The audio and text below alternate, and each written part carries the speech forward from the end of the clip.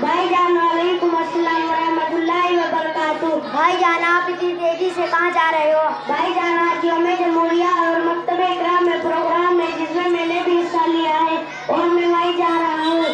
بھائی جان مکتبہ اکرام میں کس طرح کی تعلیم ہوتی ہے؟ بھائی جان مکتبہ اکرام میں دینی تعلیم ہوتی ہے۔ اچھا بھائی جان، کیا میں آپ سے آزادی کے متعلق چند سوال کر سکتا ہوں؟ جی بھائی جان ضرور کیجیے، انشاءاللہ میں صحیح جواب دینے کی کوشش کروں گا۔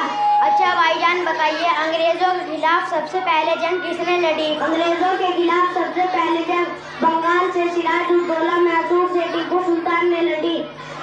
سب سے پہلے انگریزوں کے خلاف دشمنی کا فتویٰ کس نے دیا؟ شاہ ولی اللہ محدث دہلوی رحمۃ اللہ کے بیٹے شاہ عبدالعزیز رحمۃ اللہ نے سب سے پہلے انگریزوں کے خلاف سب سے پہلے دشمنی کا فتویٰ دیا۔